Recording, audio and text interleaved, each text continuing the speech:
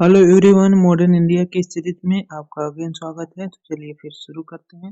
दोस्तों, अब बात करेंगे नेहरू रिपोर्ट 1928 की। ठीक है दोस्तों, साइमन कमीशन में किसी भारतीय को न रखे जाने का कारण सरकार ने बताते हुए कहा कि भारतीयों में पारस्परिक मतभेद अधिक है, इसीलिए जो है कि साइमन कमीशन में किसी को शामिल नहीं किया गया। और इसी अवसर पर भारत सचिव लॉर्ड बर्किनहेड ने भारतीयों को यह चुनौती दी कि एक ऐसे संविधान का निर्माण करें जिसमें सभी भारतीय दल सहमत हों।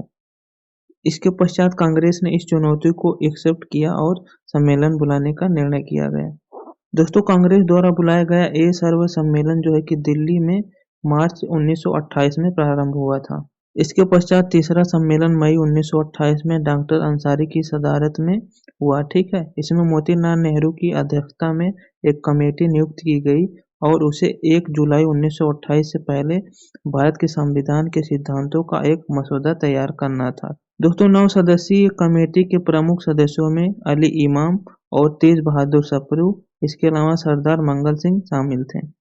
दोस्तों, 29 राजनीतिक संगठनों ने इस प्रस्ताव को समर्थन किया था। ठीक है, इस कमेटी ने अपनी रिपोर्ट को जुलाई 1928 में प्रकाशित किया था। इतिहास में इसी रिपोर्ट को नेहरू रिपोर्ट के नाम से जाना जाता है। ठीक है, वहीं इस रिपोर्ट के आधार की बात करें तो डोमिनियन स्टेटस प्राप्त करना था। ठीक है, वहीं दोस्तों नेहरू रिपोर्ट के प्रमुख बिंदु की बात करें तो इसमें कहा गया कि भाषा के आधार पर प्रांतों के गठन तथा प्रांतों के स्वायत्त शासन देने की बात की गई और सारी शक्ति केंद्रीय विधानसभा के प्रति उत्तरदायी भारत सरकार के हाथ में रखी गई और केवल विदेशी मामलों और सुरक्षा को ब्रिटिश नियंत्रण में रखा गया था।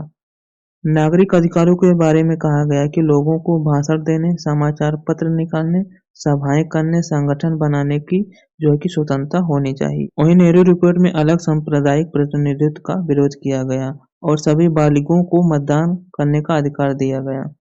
वहीं मुस्लिम लीग ने हिंदू मुस्लिम समझौते की सिफारिश को ठुकरा दिया और प्रस्तावित संविधान को पास करने से इनकार कर दिया।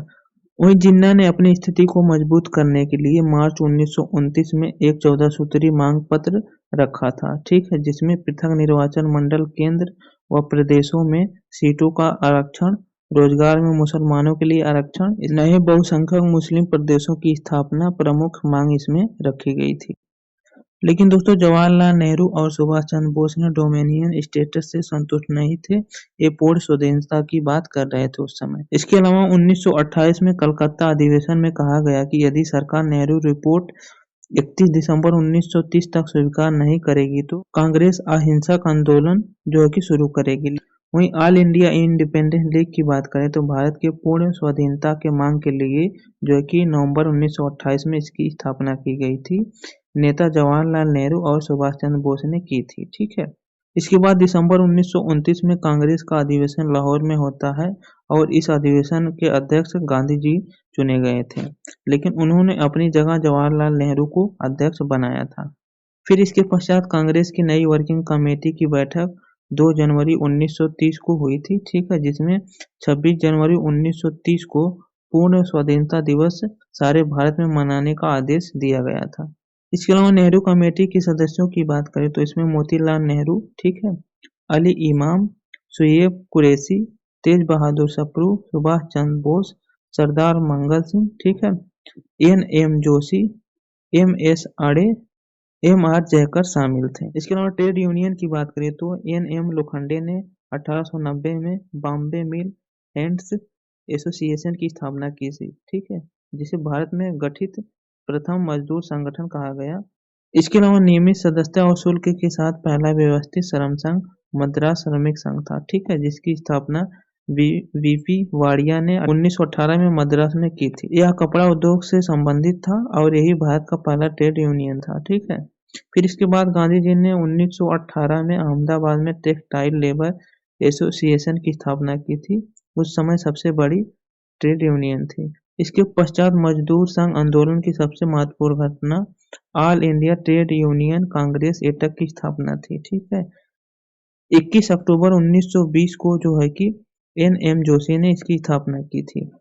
दोस्तों, एटक का प्रथम अधिवेशन 1920 में मुंबई में हुआ था, जिसके अध्यक्ष लाला लाजपत राय थे। ठीक है, दोस्तों ट्रेड यूनियन के बारे में आपको बस इतना ही पता होना चाहिए, ठीक है? तो कैसी लगी वीडियो कमेंट करके बताएँ। मिलते हैं नेक्स्ट वाली वीडियो में, धन्यवाद।